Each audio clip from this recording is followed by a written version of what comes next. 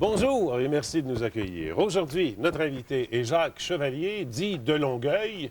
On va avoir l'occasion de savoir quelle est l'histoire derrière ce Jacques Chevalier Longueuil. Questions, commentaires, tva.canoë.com. Vous pouvez également utiliser Illico, si vous êtes abonné, évidemment, ou encore adresser des questions à nos invités à venir au numéro qui apparaît à l'écran, soit pour Annick Lemay. Cette semaine, on va voir ou revoir l'entrevue avec Normand Brathwaite. Claude Poirier s'en vient, Jean-Nicolas Véraud, Louise Latraverse, Daniel Ouimet. Donc, vous pouvez leur adresser questions ou commentaires à ce numéro ou encore passer par Internet pour adresser ces questions. Notre invité d'aujourd'hui est un ex-bleu poudre. Quoique je me demande si on est ex quand on a été bleu poudre. C'est un presque RBO. Peut-être que vous allez découvrir ça comme moi. Il est bachelier en physique. Il a une maîtrise en gestion de projet. En fait, c'est un gars qui est capable de faire à peu près n'importe quoi. On doit dire, quand on regarde ce qu'il a fait professionnellement au cours de sa vie, on se rend compte qu'effectivement, il ne s'est pas privé de faire à peu près n'importe quoi. J'ai un physique dégueulasse. J'ai quand les filles, puis il m'a dit, j'ai comprends. Mais c'est pas une raison pour se négliger. C'est pour ça que je me mets des bigoudis dans le shaggy, ça frise, c'est tout beau. Pendant que le monde regarde ça, ils se rendent pas compte que j'ai un Christy de gros tailleur. Mais d'autres viennent ici pour le travail. Moi, je suis arbitre au hockey, puis je viens ici parce que la saison commence justement à soir.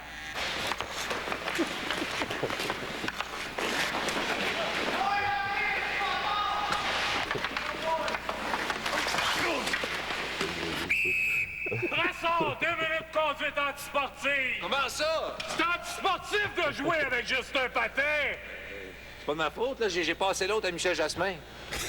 OK, d'abord! Salut, Jacques! Salut!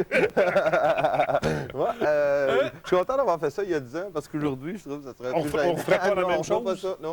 Ou en tout cas, on se teindrait le poitrail, au moins. Il n'y a pas... Bon, d'abord, ça, ce tournage-là, Jacques, il y a toute l'histoire là, dans le DVD qui vient de sortir. Mais racontez-nous ça. Vous êtes arrivé dans un village, en quelque part, et vous avez décidé que vous tourniez à poil, mais sans demander de permission, sans prévenir personne. C'est ça? Exactement, tout à fait.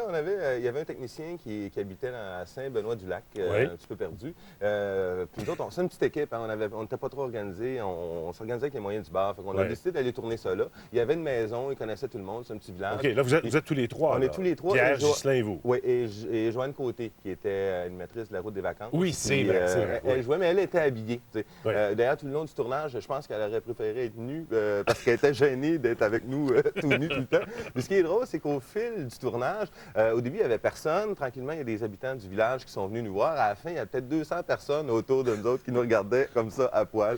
Mais dans le DVD, on voit qu'il y a d'autres mondes que vous trois qui sont là. On voit une dame qui pousse un carrosse à un moment donné. On voit un gars en vélo. Un policier. Oui, un policier. Est-ce que ce sont des gens de la place qui ont embarqué dans le jeu ou c'est des gens que vous avez amenés avec vous? C'est des gens qu'on a amenés avec nous. D'ailleurs, il y a une belle anecdote là-dessus. Il y a 2 personnes qui tournent nues dans Nudiville. Oui, D'ailleurs, ça le s'appelle sketch, juste Nudiville, c'est pour ça. mettre en contexte, c'est on faisait à croire que c'est le seul village nudiste au Québec qui s'appelle Nudiville, quelque part.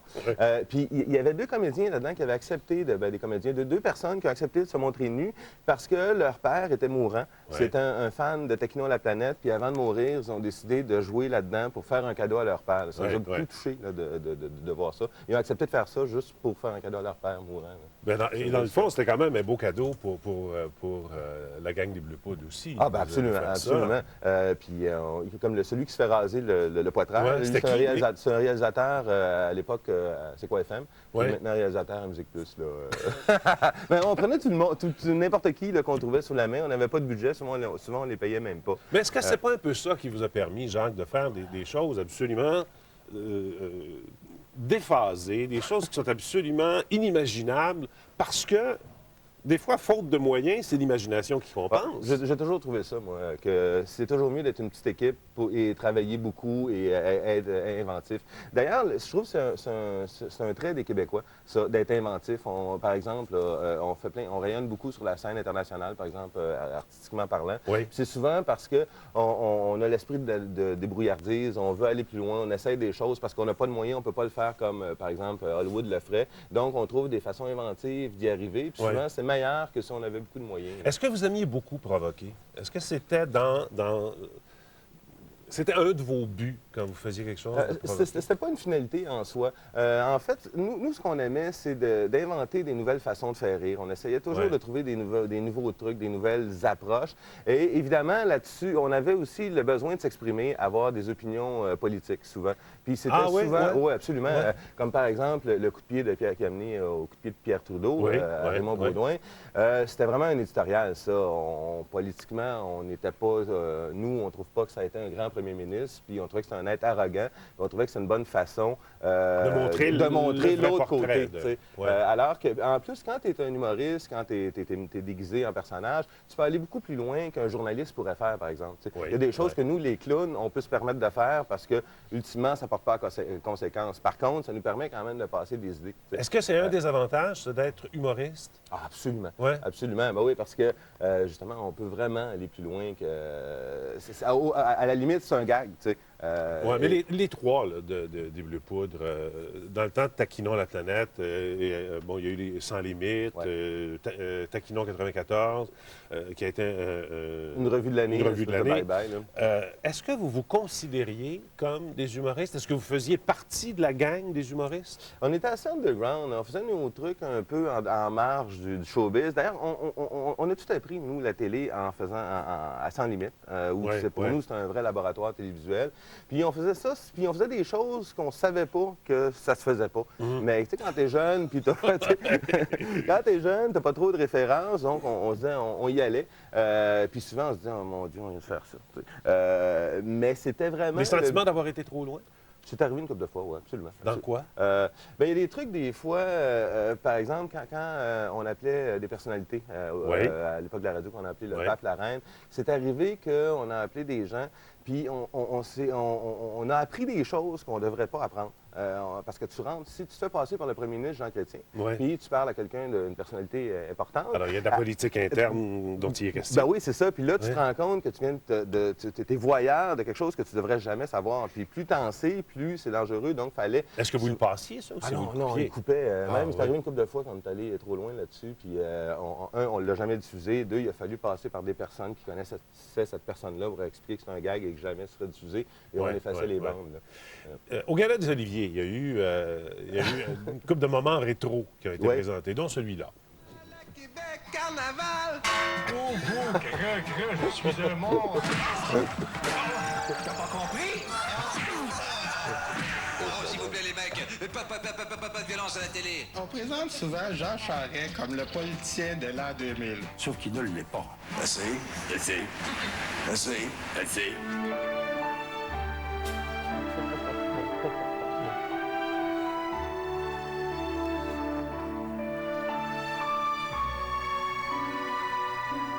C'était la grande passion. Là, Ah oui, avec Ghislain.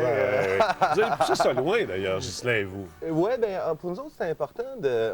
moi, j'étais tanné de voir les gays toujours traités de façon la cage aux folles. Quand on voyait un gay dans un film de téléroman, c'était tout le temps... Le stéréotype. Oui, c'est ça. Ouais. Puis nous, notre idée, c'était de le jouer hyper straight, tu sais, et de l'assumer aussi. Est-ce qu'il y en a qui l'ont cru? Ah ben oui, Vraiment? les petites madames à l'épicerie les fins de semaine, là, c'était « Monsieur Chevalier, c'est-tu vrai, vous, Monsieur Tachereau, ensemble? » Je disais « Oui, mais juste les fins de semaine. » Et vos blondes prenaient ça comment? Ben, il était tanné de se faire dire.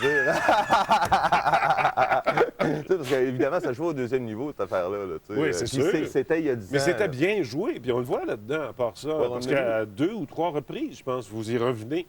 Avec ça, puis quand vous allez rencontrer les parents de Ghislain, entre autres, ça aussi, c'est quelque chose. Oui, ça je pense que c'est le deuxième qu'on a fait. On a même embarqué, on a fait un moment donné, le dernier qu'on a fait, c'était un blind date qu'on organisait entre Patrick Normand et Donald Pilon, qui eux autres aussi ont embarqué là-dedans, dans l'histoire. Donald Pilon était l'ex de Ghislain, puis on le faisait rencontrer Patrick Normand. On vous a longtemps appelé Jacques Chevalier-Longueuil. Oui. Bon, est-ce que vous êtes natif de Longueuil? Absolument. Bon, au moins, il y a ça. J'ai même resté là longtemps, jusqu'à il y a à peu près 5 ans. Là, oui, vous restez à Longueuil? Oui, absolument.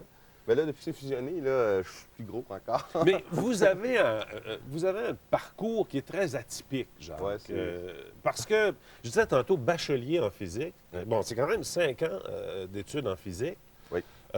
Vous avez étudié à l'université en gestion de projet. Oui. Vous avez également travaillé dans un laboratoire de l'holographie. Oui. Ce mélange-là, j'ai de la difficulté à le Ouais, comprendre. moi aussi, des fois, je suis perplexe. Dans les... Le violon classique. Ah oui, j'ai affaire. fait une douzaine d'années de violon classique aussi. OK. Donc, natif de Longueuil. Bon, là, on vous voit au violon. Ça m'arrive. Vous êtes lequel là-dedans? Je suis le plus gros. Celui à droite cadre. À droite complètement. Le plus grand, en fait. Le plus grand des Le plus grand, ouais. OK. Vous avez joué et appris le violon classique pendant combien de temps? Une douzaine d'années. Puis j'étais au conservatoire, puis on accompagnait le conservatoire d'art dramatique là, chaque année quand ils faisaient des pièces de théâtre. On avait un orchestre, là, puis on les accompagnait. Mais pourquoi le violon classique? C'était papa-maman Absolument. Quoi? Ouais. Puis, tu sais, j'ai commencé à 5 ans, à cet âge-là. Là, On sait ils pas. m'ont dit, aimerais-tu apprendre le violon? J'ai dit oui tout de suite en pensant que c'était de la guitare. Puis là, je me suis rendu compte que c'était pas ça, mais là, il était trop tard, il était acheté. Et vous l'avez joué combien de temps, le violon? 12 ans. 12 ans? 12 ans, oui. À 10 ans, je pratiquais 2 heures par jour, tous les jours, plus les cours de solfège. Écoute, quand j'étais au cégep, là, à 16 ans, j'avais 25 heures de cours au cégep, 22 heures au conservatoire, plus les pratiques et tout. Mais est-ce que ça vous arrive encore aujourd'hui de sortir le violon à l'occasion pour le plaisir, pour la détente, ou encore avec des amis? Ou... Absolument. Oh, je joue toujours ouais? la musique. Je joue de la guitare aussi. Là, puis j'alterne entre les... J'ai un ami qui est pianiste, avec qui, des fois, on fait des soirées de musique là, ensemble. On peut jouer jusqu'à 3-4 heures du matin. Puis j'ai aussi d'autres amis avec qui je joue de la musique plus pop. Là. Ça, c'est vraiment un divertissement, un défoulement. Si vous aviez à choisir entre la guitare et le violon, ce serait quoi? Parce que vous jouez des deux. Oui, mais c'est deux choses complètement différentes. Le violon, ça demande beaucoup de concentration. Ouais. C'est un instrument qui demande, qui n'est pas... c'est rigoureux. Alors que la guitare, là, je m'assois dans le divan, je monte ça au bout, puis c'est la guitare électrique, c'est pas la guitare sèche. Non, c'est la guitare électrique. Là. Fait Oui. que, un, c'est un défoulement. L'autre, c'est plus l'art au sens... Mais quand on est enfant, 5 ans, 10 ans, 12, 13, jusqu'à l'arrivée de l'adolescence, de jouer du violon classique, ça vous amène-tu des petits amis de plus, ça? Non, au contraire, ça fait contraire, de moi, là, vraiment. Ben, tu sais comment les enfants sont méchants. Quand Ouais. t'es un peu normatif, là, un peu en marge, je me faisais traiter de toutes sortes d'affaires, grosse tapette, grosse momoune, là, parce que c'est pas viril, là, jouer du violon à 12 ans. Là, Mais vous étiez comment à cet âge-là? Timide, réservé Ouais, ou j'étais- fonceur qu'on connaît? Non, j'étais très timide. Ah, J'étais un enfant couvé, j'étais le dernier de la famille. Fait que Ouais. J'étais très... Famille de combien? Une famille de 3. De 3. Donc, j'étais beaucoup couvé. Puis évidemment, quand tu fais des études classiques, tu as un parcours différent des autres petits gars. Oui. Je ne me tenais pas dans les Oui. parcs là, à jouer au hockey et tout ça. Fait que t'es un peu différent. Puis je me faisais beaucoup... j'étais gros en plus. Pas obèse, là, mais j'étais relativement grassouillet. Donc ça aussi, ça Alors, a mis de côté tout le temps. un petit peu. Jusqu'à temps que j'ai 14 ans, là, où j'ai rencontré André Ducharme, Ouais. de Rock et Belles De Oreilles. RBO. Oui, Ouais, puis c'est ok. là qu'on s'est formé un groupe humoristique qui s'appelait les Yellow Frogs. Pourquoi les Yellow Frogs? C'était un peu à l'époque du nationalisme, là, Ouais. du référendum, tout ça, Ouais. donc les Mais Frogs. pourquoi Yellow? Oh, ça, c'est parce qu'on était niaiseux. Puis à ce moment-là, on a commencé à faire des shows, puis là, évidemment, ma personnalité a changé. Là. Je commençais à être un petit peu moins timide. Là, vous avez quel âge? À peu près 15 ans, je dirais, oui. Et là, vous êtes sorti du cocon un peu, là, à Là, 15 je commençais à devenir un homme. ans. Vous affirmez. Oui, tranquillement. Là. Eh ben. Puis les spectacles, c'est très salvateur pour ça aussi. Hein. Mm-hmm. D'ailleurs, il y a beaucoup de personnalités qui font des spectacles, qui sont timides dans la vie. Ils vont des chants. Mais si vous regardez, par exemple, les gars, les filles de 15 ans aujourd'hui qui vivent ces problèmes-là, Ouais. est-ce que vous leur dites allez vers ça pour vaincre la timidité? C'est une solution? Ça peut en être une, mais en même temps, c'est pas la seule solution non plus. Chez Mais nous, ça peut en être une. Ça pourrait en être une. Mais chez nous, dans la famille, ma mère Ouais. nous disait souvent faites-vous-en pas si les gens rient de vous. C'est normal, quand tu es un peu différent, les gens peuvent se moquer de toi. Mhm. Mais vous allez voir, un jour, vous allez passer par-dessus ça. Et aujourd'hui, est-ce que vous êtes content de ça, d'avoir absolument. été élevé de cette façon-là? Absolument. Ouais. Absolument. Je trouve que c'est important d'avoir une formation, la meilleure formation possible, dans le Ouais, fond. ouais. Musique, éducation, les sciences. Je trouve que c'est un beau background. Ça fait Ouais, une culture ouais. générale qui est large. Ça t'ouvre les esprits aussi. Là. Tu sais, aussi, curieusement que ça puisse paraître, quand tu fais de la conception télévisuelle, par exemple, il Ouais. faut que tu te projettes là, le concept que tu as en tête, il faut que tu te le projettes. Puis c'est de la même abstraction que tu as en physique quand tu essaies de comprendre des concepts. Ça a l'air un peu pété, là, ce que je raconte. C'est mais assez pété. ça Je ne vois pas prend- tellement le lien entre la conception humoristique et l'étude de la physique. J'ai de la misère un peu. Les mathématiques, la physique, ça demande un haut niveau d'abstraction. à Il fait. faut se projeter des concepts, il faut Oui. se les imaginer. Là. Tu sais, tu les lis, puis à un moment donné, il faut que tu comprennes, il faut que tu le vois comment ça Il n'y a fonctionne. rien de concret Il n'y a là-dedans. rien de concret. Ouais, Et ok. la création, c'est un peu ça aussi. Là. C'est Ouais, dans ok, ce à ce sens-là niveau-là, là, ouais. que la capacité d'abstraction et d'analyse aussi sert beaucoup. Là. En tout cas, toute cette éducation que vous avez reçue nous fait réaliser, quand on regarde ce DVD-là, que vous avez aussi développé énormément de respect, entre autres, pour la royauté. Ah oui, oui, ça, c'est Ouais, fondamental. C'est fondamental. On s'en rend compte là-dedans, effectivement. Ben, ça, c'est des institutions. On aimait beaucoup taper sur les institutions. Oui, surtout quand vous êtes Lady Di. Oups!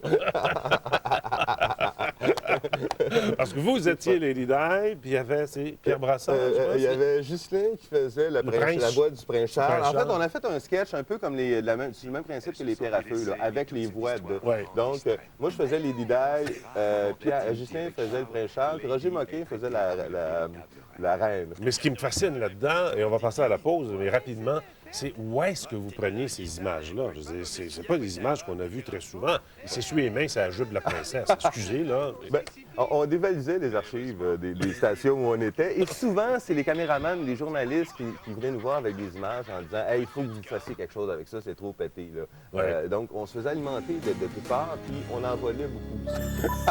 Les invités de Michel Jasmin sont logés au Château Bonne-Entente. Le Château Bonne-Entente, synonyme de tendance et de tradition.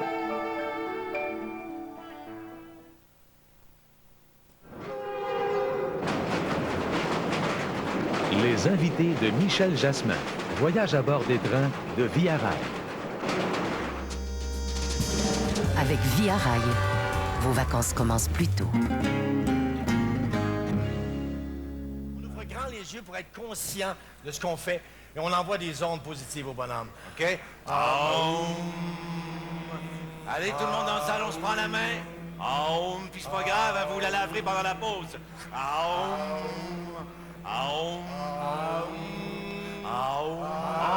oui, c'est bon. Je les sens bien. Ah oui, quel bonheur. Enfin, des ondes positives.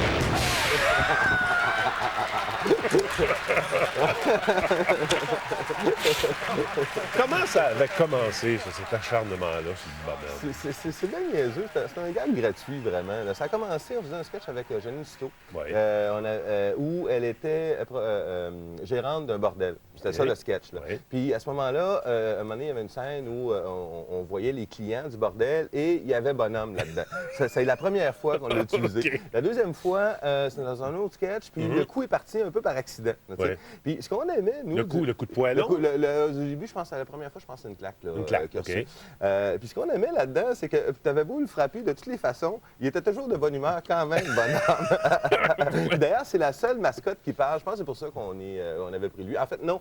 À l'origine, là, je m'en souviens, Ouais. on voulait faire quelque chose avec Youpi, Ouais. puis on n'a jamais trouvé le costume.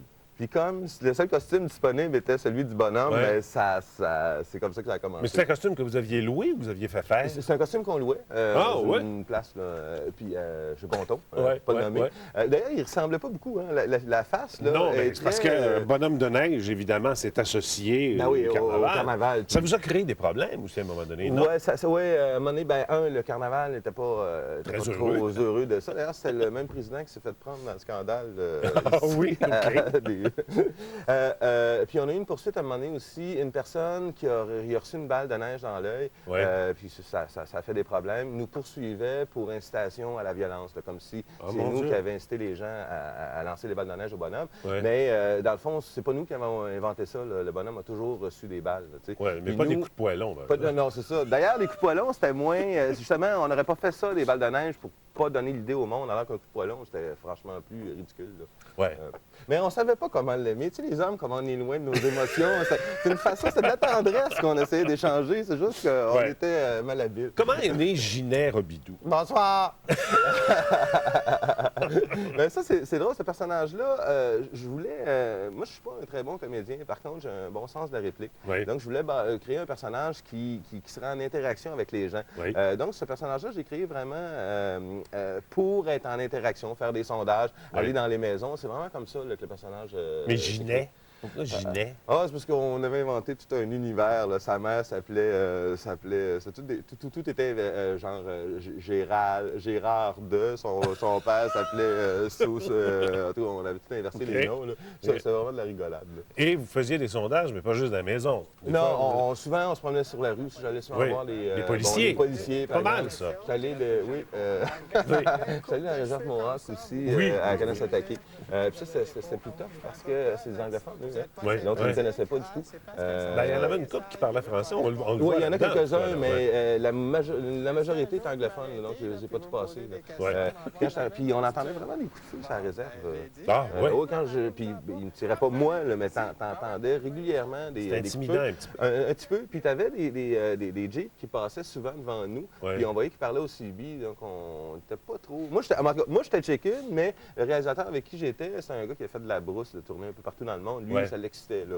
Moi, j'étais comme... Est-ce que c'est arrivé à quelques reprises où vous avez, en dehors de ça, vraiment eu peur? Non, pas non. de réaction des réaction, gens. De choses. Non, vraiment pas. Mais tu sais, les médias, ça te donne une force aussi. Quand tu arrives, tu vas faire des coups plates avec une caméra derrière toi, il y a moins de chances qu'il arrive. Qu'est-ce qui fait que vous avez décidé de tout ramasser et de tout visionner et de sortir un DVD? Parce que les DVD, là, bon, il y a Patrick Groux, il y a RBO, il y a Yvon Deschamps, il y a François Pérusse, il y a Ray Albellan, Testostérone. Et là, vous arrivez avec celui-là, il reste de la place? Bien, il en reste au moins pour un. Oui. Bien, c'est beaucoup c'est une nouvelle activité, je pense, que les gens ont commencé à avoir, c'est-à-dire de visionner, acheter des DVD. Moi, par exemple, souvent, j'écoute pas les séries à la télé, mais j'achète toujours les coffrets. Donc je pense que c'est un marché qui est émergent, d'une part. Puis ce qui nous a décidé, c'est beaucoup les gens sur la rue qui nous demandaient quand est-ce que vous allez sortir un DVD. Puis quand j'ai su la date du lancement, à un moment donné, j'étais chez Archambault, puis le caissier me demande quand est-ce que vous allez sortir votre DVD. Le 23 mars! Totalement tanné de me faire demander. Puis évidemment, il fallait qu'il y en ait un ou trois qui se rendent disponibles pour pouvoir être le leader du projet. Et qui l'a initié? Justin. C'est Justin, et si Justin n'avait pas été là, ça ne serait jamais fait. C'est quoi? C'est 10 ans après la fin des Bleus Poudres? À peu près 9 ans, je pense. 9 ans? On a fini en 97. Est-ce que vous vous étiez un peu perdu de vue ou si vous avez gardé contact tous les trois? On gardait contact, mais pas de façon régulière. On pouvait s'appeler peut-être une fois par mois et demi. Quand il y en avait un qui faisait quelque chose de bien, on s'appelait. Savez-vous ce que les gens ont comme réaction par rapport à vous, par exemple, quand je disais à des amis en fin de semaine, j'ai Jacques Chevalier, anciennement des Bleus Poudres, il dit « Ah oui, il donne d'enracher, lui, parce que ça fait un bout de temps qu'on ne l'a pas vu. » Parce que Pierre Brassard, on le voit, Justin Tachereau écrit... En arrachez-vous tant que ça? On a souvent l'impression que si tu n'es pas à la télévision, tu n'existes plus, tu es mort. Et non, moi, dès que les Bleus ont terminé, je suis devenu producteur à Juste pour rire. Ça fait donc 7 ans que je suis producteur au contenu à Juste pour rire. Qu'est-ce que ça a été votre première assignation comme producteur à Juste pour rire? Je pense que tu connais la réponse. Oui. Je pose pas une question quand je connais pas la réponse. Comme les avocats, en tout cas, dans cet ordre-là. Ma première assignation, ça a été d'organiser le tournage pour les 15 ans de Juste pour rire, qui se faisait au manoir d'Yvon Deschamps, où le président Gilbert Rozon était invité. Et il était arrêté. Donc, ça a été mon premier projet. Ça m'a vraiment... ça vous a ébranlé beaucoup, parce que ça a été... c'était chez Yvon, donc c'est un gars que je respecte beaucoup, puis il avait accepté qu'on fasse là, donc fasse ça là, donc c'était important. C'était un plateau pour enregistrer deux émissions spéciales, donc c'était aussi un gros projet comme tel. Tous les humoristes étaient là, on devait être à peu près une 60aine d'humoristes. Donc, il y a beaucoup de pression. Tu veux que ça se passe bien, puis on voulait aussi faire triper les humoristes pour les remercier d'avoir participé au festival depuis 15 ans. Et en plein milieu de la nuit... arrive cette affaire-là. C'est pas qu'on veut ressortir des squelettes. Non, mais vous ayant côtoyé cette situation-là et vous retrouvant dans votre première assignation avec Juste pour rire, est-ce que, ça vous a mis dans l'embarras, et deux, est-ce que vous avez remis en question votre association avec Juste pour rire? Absolument. Moi, j'ai pris un mois de réflexion parce que tout ce que tu as dans cette industrie-là, c'est ta crédibilité. À partir du moment où... parce que c'est comme ça que tu convaincs des gens d'embarquer dans tes concepts, dans tes idées. Donc, la crédibilité, c'est fondamental. Puis moi, mon premier projet, ça arrive, ça.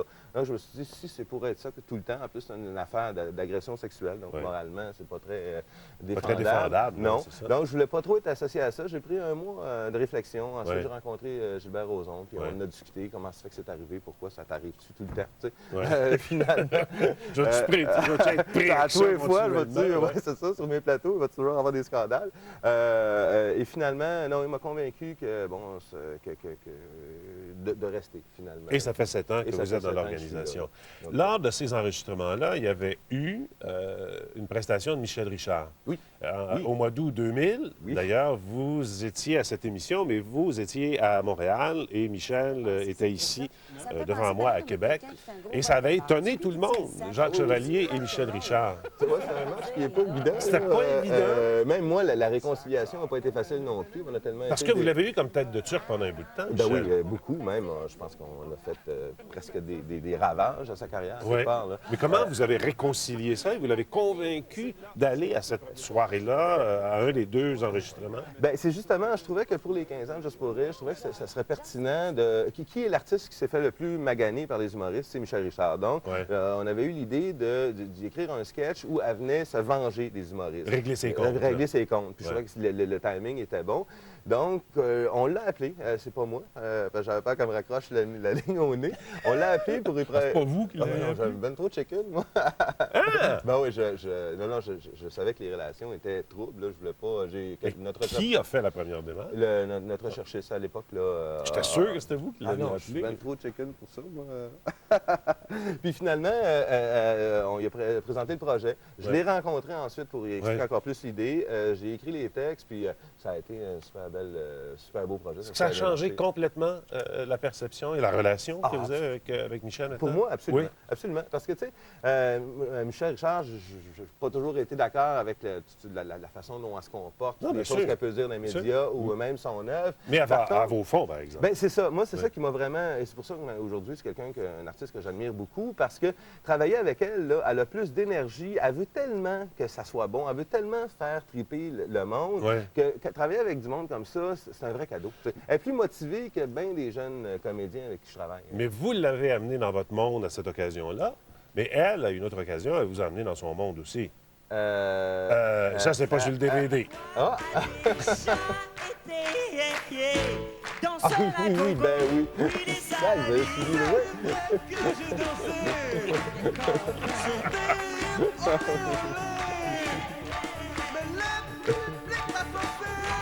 En plus, ça, c'est une chanson que j'adorais. Je trouve que ça sonnait comme Blondie, le groupe. Oui, Blondie, c'est vrai. là.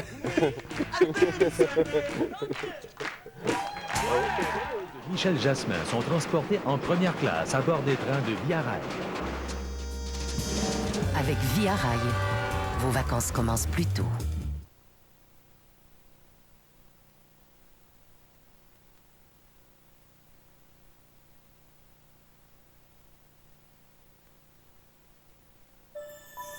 Les invités de Michel Jasmin sont logés au Château Bonne-Entente. Le Château Bonne-Entente, synonyme de tendance et de tradition.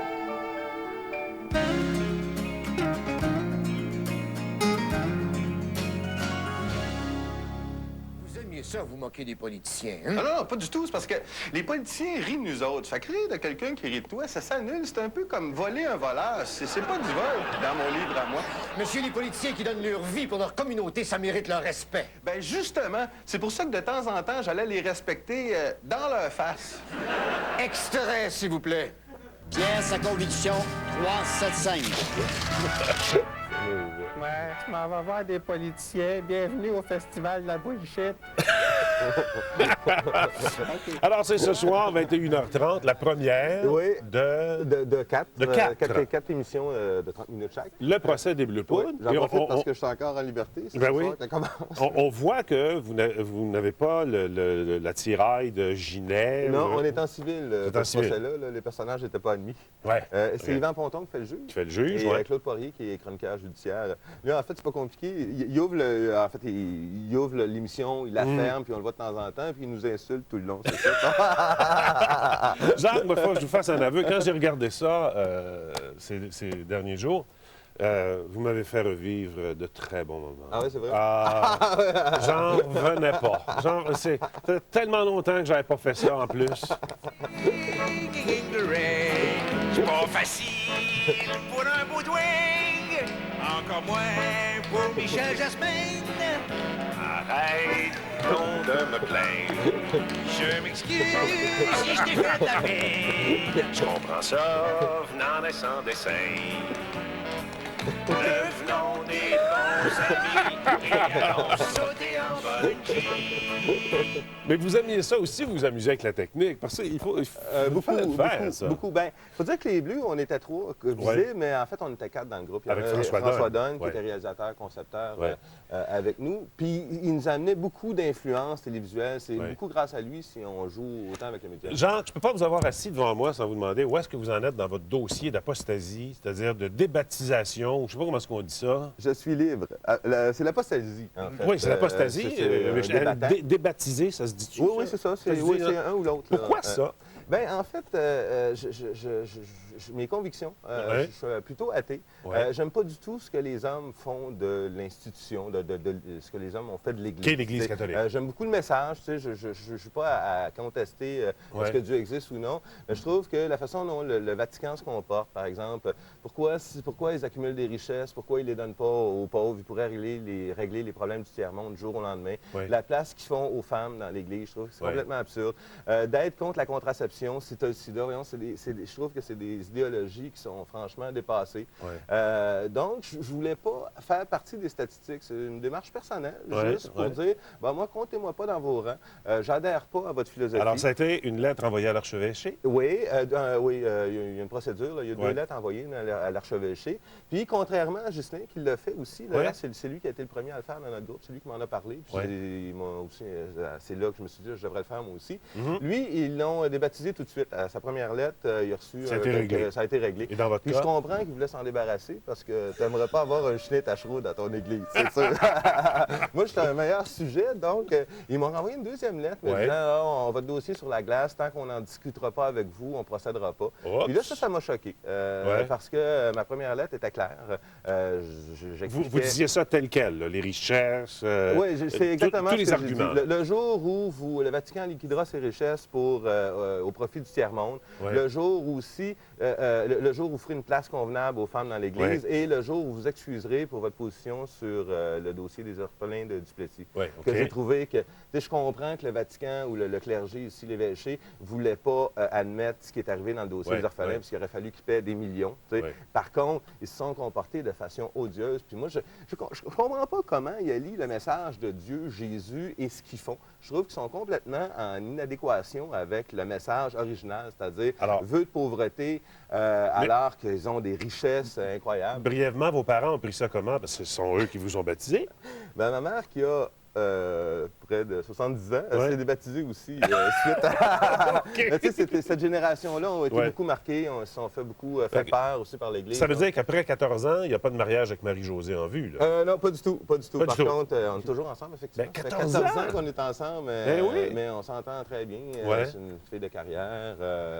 Donc on a Elle n'est pas du tout dans le show business, Non, pas du tout. Elle est acheteuse de livres. Les enfants? Pas du tout. Je suis stérile. Ah oui? Ben, en fait, j'ai 2 spermatozoïdes, mais ils sont tellement paresseux. timides. Je les garde pour plus tard, on ne sait pas. Pour plus tard. OK. Les Bleus Poudres, c'est juste...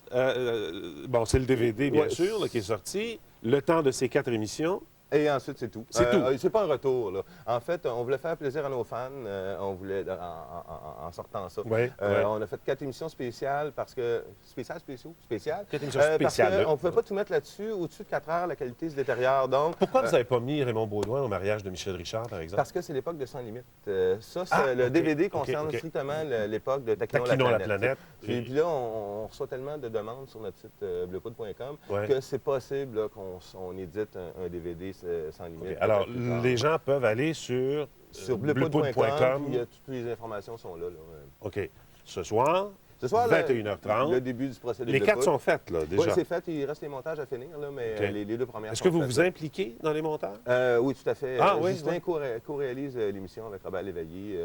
Oui, absolument. Nous, on faisait de la télé d'auteur. Ouais. C'était important de s'impliquer à toutes les étapes Et du vous continuez à processus. Juste pour rire, concepteur. Oui. Est-ce qu'on vous voit à l'animation encore? J'ai arrêté l'été passé. Là, je suis sur d'autres projets. Là, donc, Ouais. j'ai plus le temps de me mettre la face à l'écran. Alors, conception, réalisation. Réalisation, c'est- production, là, générale. général, ce que ça implique. Bien, merci de nous avoir apporté ça. Je pense que ça va faire plaisir à bien du monde. Je suis persuadé que ça va faire plaisir à bien du monde. J'espère. Sinon, ben, vous m'insulterez, ça arrive. Ou encore à bleupoudre.com. Aussi. Merci beaucoup. Merci à Et toi. saluez les deux autres. Oh non, il n'y en a pas question. OK, on va oublier ça d'abord. C'est quand même juste des collègues. C'est même pas des amis. Hein? Oh non, on n'a jamais couché ensemble. Pourtant, avec Ghislain, ça laissait croire que... Il paraît que c'est pas une bonne... Non, pas une bonne aubaine. Peut-être dans le prochain DVD, on en apprendra plus. Merci beaucoup, Jacques. Merci à vous de nous avoir accueillis. Demain, notre invité sera Annick Lemay. Fin de journée ou bonne nuit, c'est selon. À demain.